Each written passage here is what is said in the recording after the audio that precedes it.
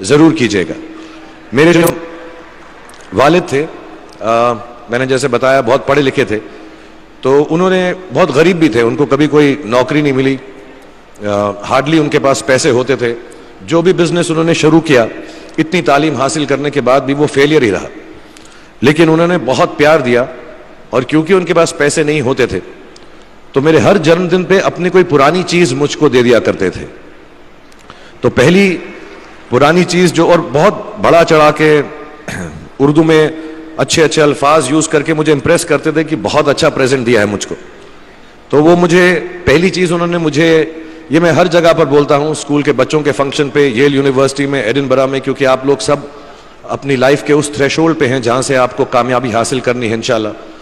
सो पहली चीज जो उन्होंने मुझे दी थी, उन्होंने मुझे अपना शतरंज का सेट दिया था, टूटा फूटा सा।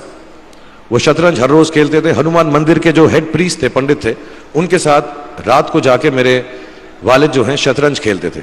और उन्होंने मुझे कहा कि शतरंज से आप जिंदगी के बारे में बहुत कुछ चीजें सीख सकते हैं।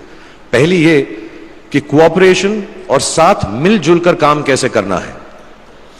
दूसरी ये कि जिंदगी में आगे बढ़ने के लिए कभी कभी पीछे भी हटना पड़ता है। तीसरी ये कि जो छोटे लोग होते हैं, जो आप समझते हैं, कई लोग ऐसी बात मानते हैं, जो पॉन्स होते हैं, जो प्यादे होते हैं, उनकी सबसे ज्यादा इज्जत करना जिंदगी के अंदर। कोई भी इंसान छोटा नहीं होता, हमेशा हमेशा जिंदगी में काम आता है।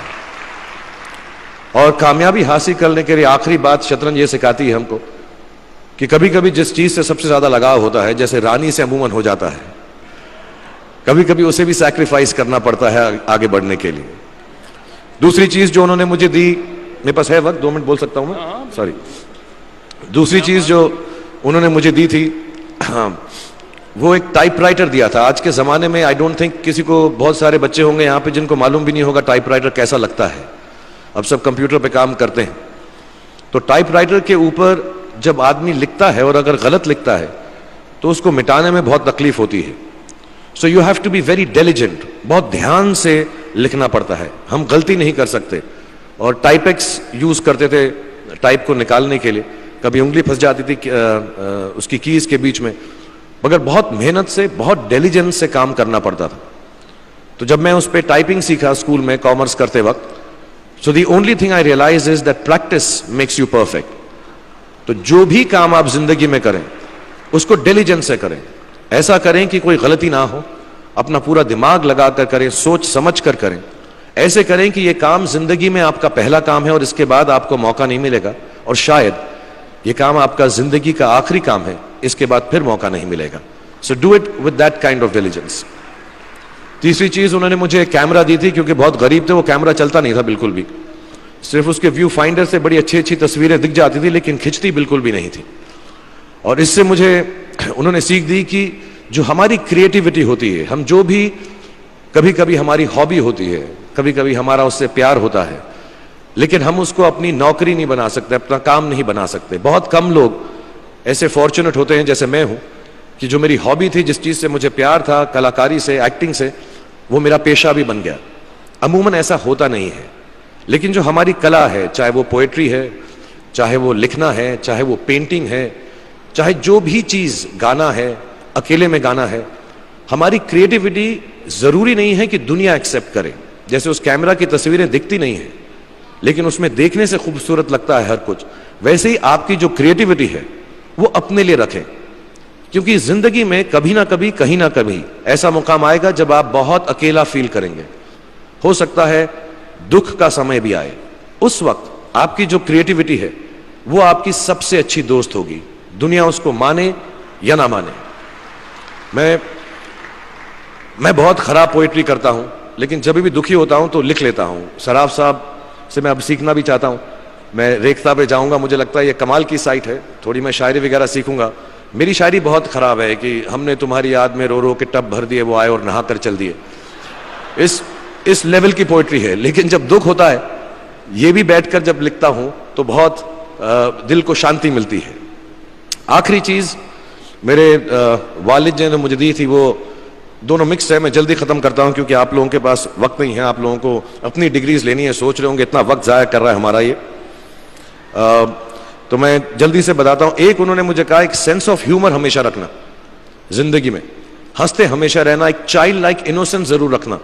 जैसे एक छोटे बच्चे की जो एक इनोसेंस होती है, जो उसका दुनिया की तरफ जो नजरिया होता है बड़ा इनोसेंट सा होता है, उसमें कोई खामी नहीं होती, गलती नहीं होती, अभी दुनियावी बातें नहीं आई होती, तो वैसी रखना।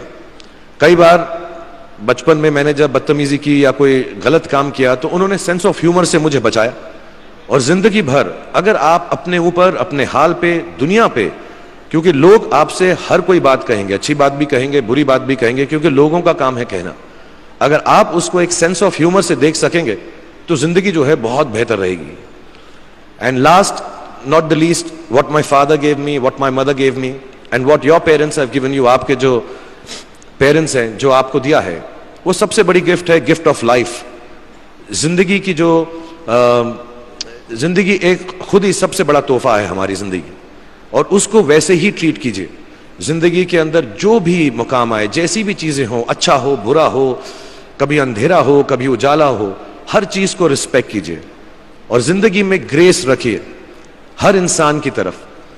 हर इंसान जो भी आपसे जो भी बात करेगा वो अपनी मुसीबत के हिसाब से करेगा, अपनी हैसियत के हिसाब से करेगा, कभी गलत बात भी बोलेगा, ऊंची बात भी बोलेगा। जब आप काम करेंगे, जब आप बड़ी बड़ी कंपनीज के अंदर नौकरी हासिल करेंगे, आपका हमेशा झगड़ा रहेगा, जो मेरा जूनियर है वो ऐसी बात करता है, मेरा सीनियर जो है ऐसी बात करता है। लेकिन सब जो हैं जिंदगी से जूझ रहे हैं, इस जिंदगी में कुछ बनने की कोशिश कर रहे हैं। सो वो ग्रेस जो है, वो लीवे जो है, हर किसी को दीजिएगा जो आपके साथी हैं, जो आपके साथ साथ काम कर रहे हैं, जो आपका साथ काम नहीं भी कर रहे और जो आपका साथ नहीं भी दे रहे। ग्रेस से बड़ी चीज आप जिंदगी को वापस नहीं लौटा सकते। ये 4-5 चीजें याद रखिएगा। याद रखिएगा, नहीं रहे तो कोई बात नहीं। आप लोग बहुत कुछ अभी इस जगह पर इल्म हासिल कर चुके हैं और मुझे उम्मीद है और मुझे यकीन है कि आप जो भी करेंगे जिंदगी में बहुत कामयाब होंगे। और फिर से मैं मौलाना आज़ाद नेशनल उर्दू यूनिवर्सिटी का शुक्रिया अदा करना चाहूंगा कि मुझे यहाँ पर बुलाया, आपसे मुखातिब होने का मौका दिया। थैंक यू वेरी मच, बहुत बहुत शुक्रिया। और आप, मुझे मालूम है कुछ टीचर्स जो होंगे यहाँ पर बैठे होंगे जो आपके फेवरेट नहीं भी हैं, जो बहुत स्ट्रिक्ट होंगे, डांटते भी होंगे आपको, उनको सबसे ज्यादा याद रखिएगा जब आप इस यूनिवर्सिटी से बाहर जाएंगे, क्योंकि जो सबसे ज्यादा टीचर आपसे स्ट्रिक्ट थे वो एक्चुअली सबसे ज्यादा आपसे प्यार करते थे। Thank you very much for having me here.